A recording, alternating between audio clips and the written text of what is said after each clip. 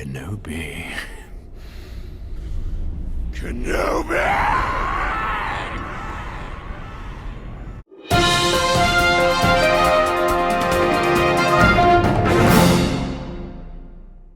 Hi, I'm Jack, and welcome back because today I'm going to give you guys a review of one of my most anticipated Star Wars projects that finally came to a close recently, Obi-Wan Kenobi Season 1. It is showrun by Deborah Chow, who gave us 2 episodes of Mandalorian Season 1, and it brings back Ewan McGregor and Hayden Christensen to the galaxy far, far away, alongside actors like Moses Ingram, Kumail Nanjiani, Benny Safdie, and many more. And with that said, let's get started.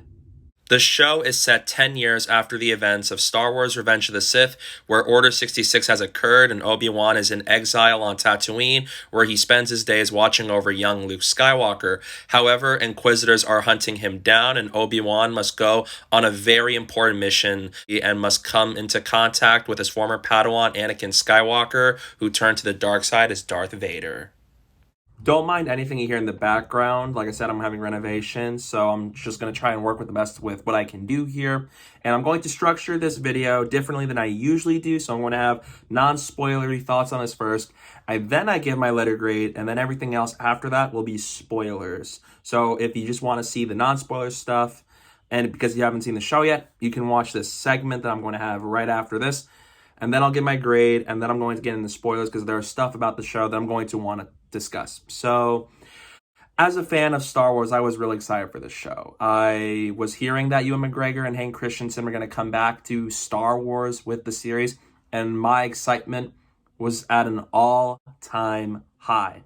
I may not be the biggest prequel fan on earth, but I have appreciated the prequel trilogy a lot as time goes on, especially after Rise of Skywalker came out, and I really do enjoy Revenge of the Sith a lot, so I was really excited to see how this show is going to bridge the gap between Revenge of the Sith and A New Hope, because it's 10 years after Revenge of the Sith with Order 66. And you have Deborah Chow directing all 6 episodes, who directed 2 fabulous episodes of Mandalorian. And so obviously that had my curiosity to see how was this show going to play out. And it was going to have a consistent vision with her running everything. And after watching the show, now that it came to a close, I really enjoyed Obi-Wan Kenobi. To kick things off, I really liked seeing Ewan McGregor return as a character. He's once again excellent as Obi-Wan Kenobi. He was my favorite part about the prequel trilogy, and he's nevertheless amazing on the show once again. I love that we got to see a more broken Obi-Wan who's just reeling from the fallout of Order 66 and the fact that he lost Anakin to the dark side and how he's hiding from everything. And I think that is excellent, and he really channeled that well, and there's a lot of emotional moments that came out of him that I felt invested in because I knew of this character from before the show, obviously. And it really builds upon what you know from the prequel trilogy, and it elevates the prequel trilogy, and I think Ewan McGregor did an excellent job there. And Hayden Christensen, what a comeback. I really dug him as Vader in this series, and I felt bad for the negativity he got back when the prequel trilogy came out, but I really do think he redeemed himself with his show. I loved what he did as Vader, especially in the suit and in the fight sequences, and just his line delivery, especially in later episodes, I love. And I just love just the dynamic between the two is great. And it's just such a sight for sore eyes to see these two play Obi-Wan and Anakin again for the first time since Revenge of the Sith, and really enjoyed that. And when it comes to newcomers, there's a lot of great new characters here, like Haja, played by Kumail Nanjiani, who's really great, and Tala, introduced in episode 3. And I actually really like Riva. Now, I think Moses Ingram actually did a really good job with the character, and I really like how Riva feels similar to Anakin in a sense, and that really pays off stuff that happens later. I think Moses actually did a really good job with what she had to work with on the show. And because this is set after Order 66 and A New Hope was 9 years after this, I do think that it bridged the gaps between both trilogies nicely. So it really elevates what came from the prequel trilogy And it really also improves and increases some moments in the original trilogy where now there's more meaning behind these things. And I think it actually works so well for its favor. And I don't really get the complaint that the show didn't need to exist or anything. I wholeheartedly disagree after watching the series. It really elevates aspects about Star Wars for the better. There are some really cool sequences here involving the action, especially with the lightsaber duels and blasters. I think there's some cool stuff here. Deborah Chow does a good job with action sequences as shown in Mandalorian Season 1. And not only that too, but I think for the most part, visually it's good. It's not as visually spectacular as like The Mandalorian, but I do think that when there are good visuals, there are good visuals. Some aspects of that could have been improved at points to make them a lot more visually interesting, but as a whole, I think the visuals are actually pretty solid. The story ideas here I really liked, as we're following a broken Obi-Wan who's not that same man we knew in the prequel trilogy and how he's currently in with his current state. And I love how as the show progressed, you have a journey with Obi-Wan where you see him just go from being a broken man who's trying to avoid attention and not use the Force to going back to his old ways and becoming that Jedi once again. Obviously, because A New Hope happens, you know what's going to happen with all these characters. You knew what was going to happen to Kenobi. You knew what was going to happen to Vader and some of these other characters. But I do think that it was satisfying to see how this show progressed the character of Obi-Wan. If there's something Obi-Wan Kenobi Season 1 succeeded at, it's making me appreciate the prequels even more. Because like I said before, this show elevated aspects of the prequel trilogy alongside the original trilogy. So it makes it feel like this was worthwhile for me, especially with how it concludes. You had a great opening with episode 1 and solid continuation. And those final 2 episodes are fantastic, especially with the conclusion, with how it wraps up everything. And I really enjoyed just what this show was able to do for Star Wars in a sense, especially when it comes to bringing back these 2 icons to the franchise. On the negatives here, I think that this story in a way feels like it could have just been a whole 2-hour movie. And the fact that the score is also very underwhelming to me, because there are moments in every Star Wars project, whether it's a movie or even the Disney Plus shows, where I remember a track or two.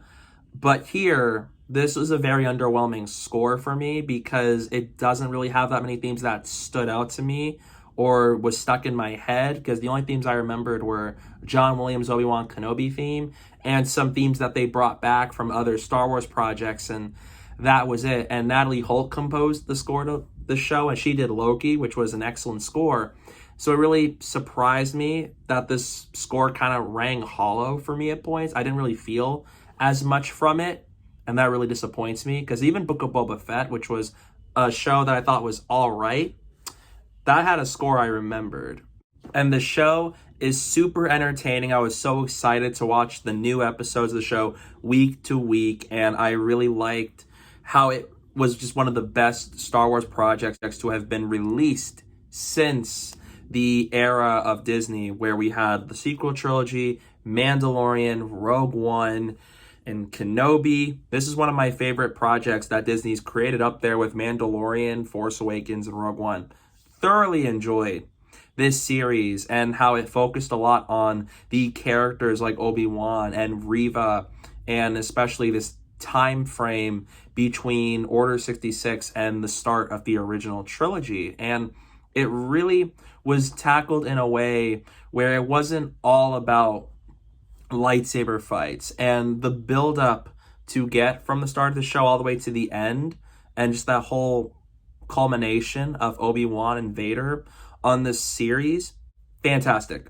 It's amazing stuff, and it was well worth the build up. And I think the show really pays off what this whole story was about very nicely. There are some really fun moments and some moments that do feel cheesy, but I just embraced the cheesiness when it comes to Star Wars, and it can be very fun to see, even if there are some just weird moments here and there, what the show does for these characters. I think it's one of the more divisive aspects of the show. I know people who are split down the middle with writing. I know some people who liked it, some people who were not vibing with it at all.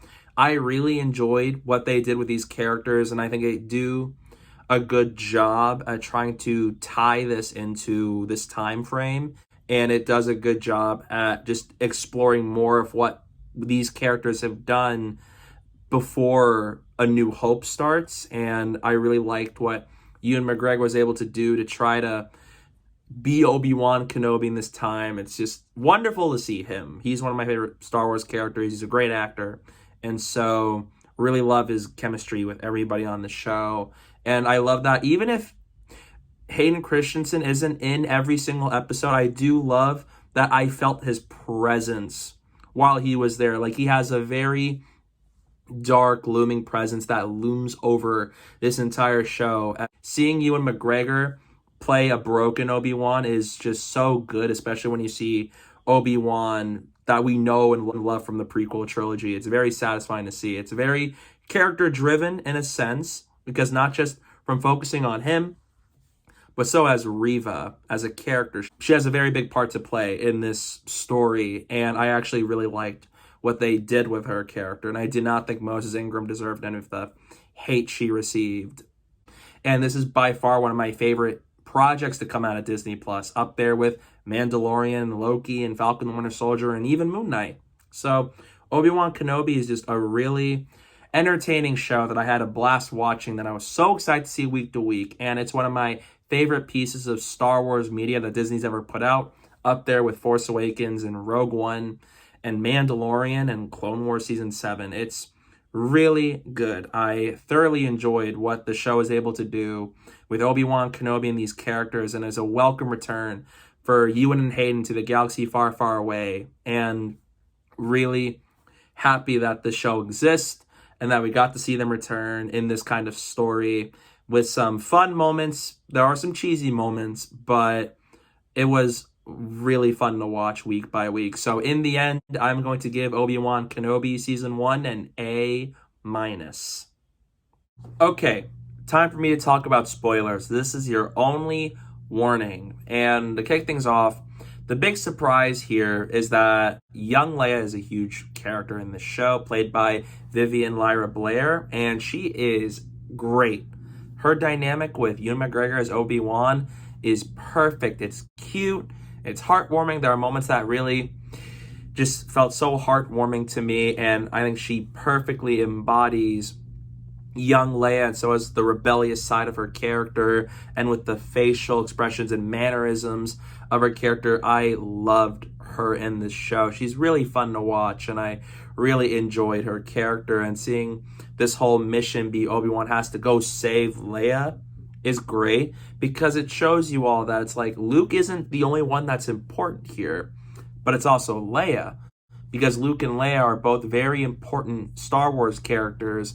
So without Luke or without Leia, things would be drastically different than they are now. But I love that they give us some time with Obi-Wan and Leia before A New Hope. So it's like, now we know why Leia named her son Ben Solo. It's after Kenobi, because at the time he went under the name of Ben. And also just the fact that Leia now knows where to send R2-D2 in A New Hope, and that is to Tatooine, because that's where Obi-Wan was hiding. And 3, it really elevates their relationship with one another. So when Obi-Wan sees that Luke and Leia have united in A New Hope, it feels very nice. That it really elevates aspects of A New Hope. So it really feels like it serves a purpose rather than just existing for the sake of existing. And then the Grand Inquisitor showed up, and he was in Star Wars Rebels Season 1, so that's really cool to see him before the events of that show. And that's why it shocked me that Riva stabs him in Episode 2, only for it to be revealed in Episode 5 that he's actually alive, because I knew for canon's sake, Grand Inquisitor had to be alive. So that was cool to see Grand Inquisitor on the show, played by Rupert Friend. And one of the biggest selling points of the show was the rematch between Kenobi and Vader. They already had such an awesome duel with Battle of the Heroes and Revenge of the Sith, which is amongst one of the best lightsaber duels in the franchise. But seeing them fight again was something that I was so excited to see. And we got 2 duels, for that matter, 3, because there is a flashback. But nevertheless, we got 2 duels between Kenobi and Vader. The first duel being on the planet Mapuzo, where Vader just kills all those villagers, and that is one of the darkest things I've ever seen Vader do on screen. It shows how powerful he is with the Force, how ruthless he is, and we see Kenobi from a distance watch as that was Anakin, and he turned to the dark side and became a very cold, dark, menacing character. And it really makes Kenobi versus Vader all the more exciting because Vader has just grown so much in those 10 years. And when they fought on Mapuzo, I really love how you see Kenobi is not as powerful with the Force as he once was. He's not as strong with the lightsaber because he got rusty. When you don't use your skills as often, you're going to get rusty, and that's exactly what happened with Kenobi. So Vader was able to fight him, and Kenobi's instinct was to run away, and I like that because even though he fought him before, that was different. Now it's a whole lot more scarier because of all this and the realization that he is alive. And so really like what they did there, even though they could have used more of the environment, but nevertheless, that was cool, especially when Vader just lights a fire and just tries to burn Obi-Wan alive. That was intense. And then in the final episode, we got a duel where the official rematch happens between Kenobi and Vader, and it was awesome to finally see Kenobi back at full force, back at the peak of his abilities, where he's back to doing his mojo as a Jedi. So satisfying to see them fight, just seeing them use all of these different lightsaber skills and techniques. And they even used the Force there during the battle, which is really cool. It's just like what they did with The Rise of Skywalker when Rey and Kylo fought on the ruins of the Death Star too. So that was a really nice tidbit they have there. And I love how it showcases just how powerful Vader is than before, but also how much powerful Kenobi has gotten over the course of the series, to the point where he lifts up all of those rocks of the Force, which was so awesome. And it leads to an emotional moment where Kenobi incapacitates Vader.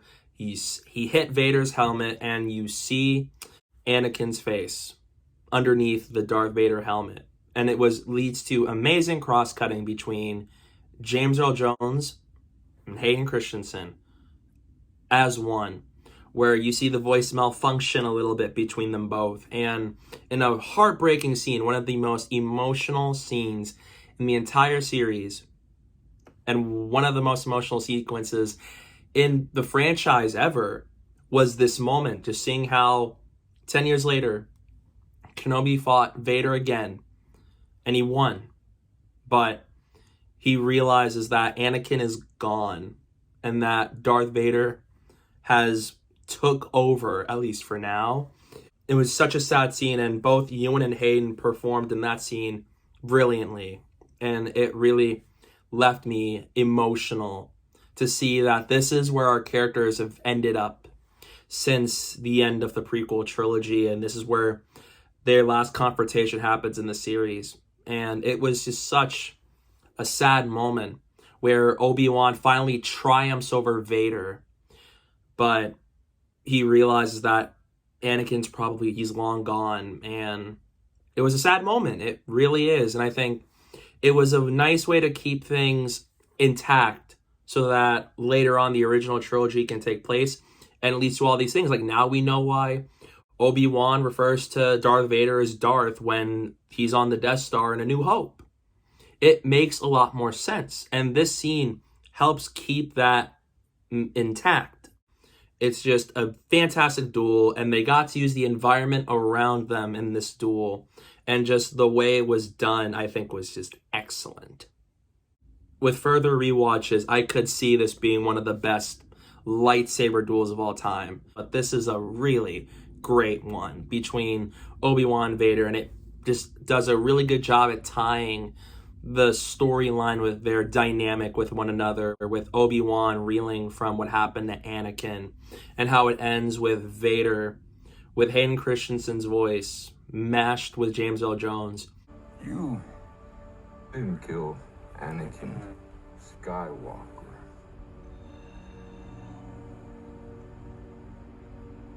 I did.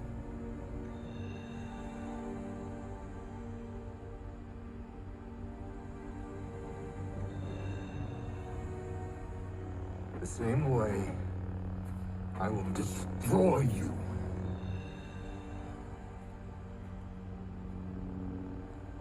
And my friend is truly dead. And just the lighting in that scene. I love how you see the blue lightsaber glow on Anakin's face until he says, "You didn't kill Anakin, I did," and then it just glows red, and it symbolizes the dark side and that it has corrupted him. And that is just such a really good use of lighting and symbolizing right there. It's so great and just well shot in that moment. It is just one of the best lightsaber duels ever from the Disney era of Star Wars. It's just an awesome sequence, and it just does a terrific job at capping off the relationship between these two on the series while it leaves A New Hope on the horizon. And this show does a good job at utilizing Hayden Christensen as well, because one of my fears was he's only going to be in it for like 2 episodes, but thankfully he was in it for a good bit. And I love that in episode 5 we got a flashback scene between Obi-Wan and Anakin from the Attack of the Clone days where they train, and how Obi-Wan just teaches Anakin about how your urge and desire to win is what's going to prevent you from becoming a master. It is going to be your enemy. And I really love that there, just to see these two in a time of the characters' lives where they were happy and Revenge of the Sith and Order 66 had yet to occur. And it was nice to see them in their Attack the Clones outfits. I think it was really, really nice to see there. And so as the twist that Riva apparently was a youngling from in the opening scene of the pilot episode, which I saw coming, but I think it worked well because you see how it just really shows you just Riva's character, how she went from, I want to hunt down Obi-Wan for Vader, to do so that she can turn on Vader and kill him because of Order 66 when he came into the Jedi Temple and killed all of her friends. I think that's really good. And I really liked how they were able to pay things off with Riva, where she tried to kill Vader in another good fight scene, and that failed. And I love the cross-cutting and parallels between the flashback with Order 66 to this, and how it caps off with her character where she goes to Tatooine, she tries to kill Luke, and Owen and Beru are so awesome in that sequence where they try to protect Luke from Riva, and then Riva finds Luke, and she couldn't bring herself to kill Luke because it would mean she would be just like Vader. She'd be no better than he is. And that is good. That's great character development, because I know we all knew Luke was going to survive because of the original trilogy and what happens afterwards. But it was nice to see that Riva's character arc ended in a nice note. And I'm wondering what Disney would do with her next after this, because I think that was a great character arc. And I love how she progressed from the first time we saw her in episode 1 to the end of episode 6.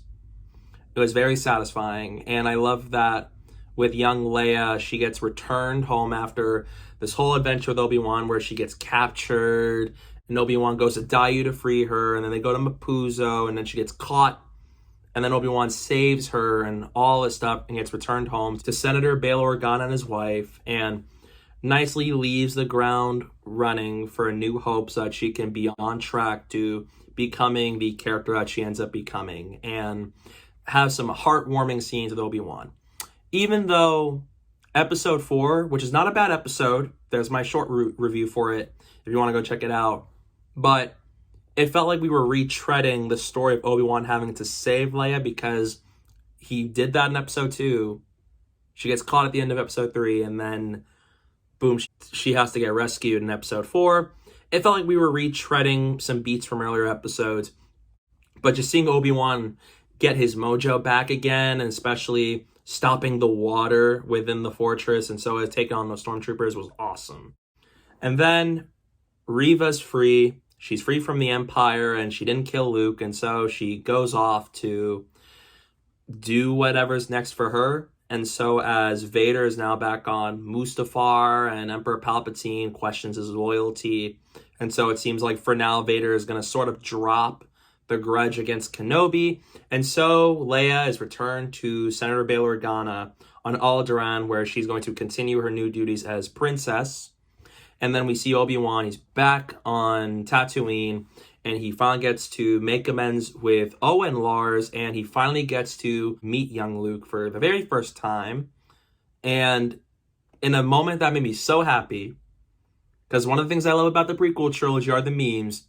So thankfully, the show did us a favor and have Obi-Wan Kenobi get introduced to Luke by saying, "Hello there." It's all I needed.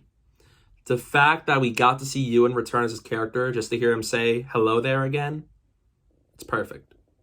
It's what I need, and it was worth it to finally see it near the end of the show.